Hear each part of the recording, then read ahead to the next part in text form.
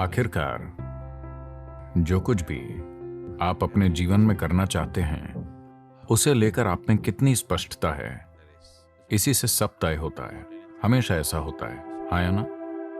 अगर आप में स्पष्टता नहीं है तो आप आत्मविश्वास से इसकी भरपाई करने की कोशिश करेंगे।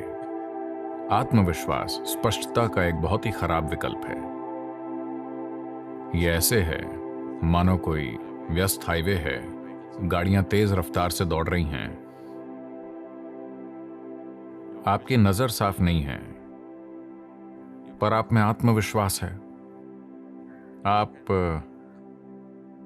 आप अपने राशिफल की ओर देख सकते हैं। आप जानते हैं राशिफल? तो आप कह सकते हैं मेरा राशिफल कहता है मैं 90 साल तक जीऊंगा, मुझे कुछ नहीं होने वाला, और आप शायद रास्ता क्रॉस कर लें। या किसी नारे के इस्तेमाल से आत्मविश्वास पैदा कर सकते हैं। आप जय श्री राम कह सकते हैं, आप अल्लाह अकबर कह सकते हैं, हेल मैरी, जो भी आप चाहें, जो भी आपकी मदद करता हो, जोर से नारा बोलिए और आगे बढ़ जाइए। यह काम कर सकता है।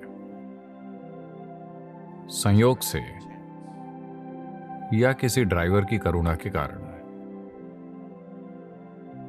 लेकिन हर रोज अगर आप इसे आजमाते हैं तो हमें पता है कि आप कहां मिलेंगे।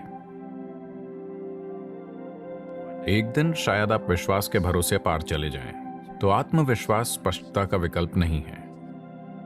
अगर आप कुछ भी सफलतापूर्वक करना चाहते हैं तो आप में स्पष्टता होनी चाहिए, है ना? अगर स्पष्टता लानी है तो सबसे महत्वपूर्ण चीज है आपकी रीढ़ को एक निश्चित अवस्था में होना चाहिए, क्योंकि आपका बोध बड़े पैमाने पर वहीं से तय होता है।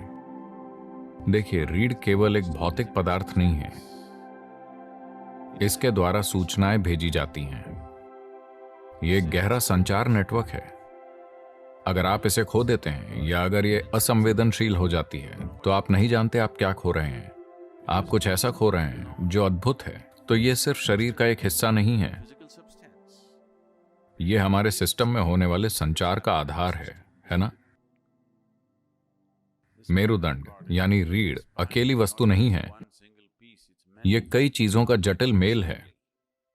हर रोज इसे तानना जरूरी है। अगर यह खुद में घुस जाए तो रीढ़ की संचार क्षमता आमतौर पर खो जाती है। तो यह योग नमस्कार रीढ़ के कमर के इलाके को जबरदस्त तरीके से सक्रिय कर देता है। यह रीढ़ की मांसपेशियों को मजबूत करता है, रीढ़ को ताकतवर बनाता है, ताकि उम्र बढ़ने पर रीढ़ के झुकने से जो नसों में दर्द होता है उससे बचा जा सकता है। और अगर पहले से ही नुकसान हो चुका है तो आपकी रीढ़ को फिर से नया करने का सबसे अच्छा तरीका योग नमस्कार होगा। इसके फायदे पूरे शरीर में होते हैं। योग नमस्कार अपने आप में एक बहुत ही सरल और संपूर्ण प्रक्रिया है। ऊर्जा का एक प्राकृतिक चढ़ाव होगा। आपको बस अपने पांवों को एक साथ रखकर और उकड़ू बैठना होगा। तो उकड़ू बैठना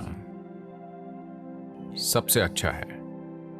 अगर आप अपने पंजों को एक साथ रखकर बैठ सकते हैं। आप में से ज्यादातर ऐसा नहीं कर सकते। फिलहाल बहुत कम लोग कर पाएंगे। हम बहुत ज्यादा ऊर्जा नहीं चाहते। तो अगली सबसे अच्छी चीज है कि आप अपने पैरों को कंधों की सीध में रखें, उतनी ही दूरी पर जितनी आपके कंधों की चौड़ाई है। आप 21 बार कर सकते हैं। 21 करने के लिए एक अच्छी संख्या है। अगर आप उतना नहीं कर सकते तो 7 से शुरू कीजिए, धीरे धीरे। हर 2 दिनों पर अगर आप 1 बढ़ाते हैं तो लगभग 40 दिनों में आप 21 पर पहुंच जाएंगे, जो एक अच्छी संख्या है। आप देखेंगे कि इससे आपकी काम करने की क्षमता में एक जबरदस्त अंतर आएगा।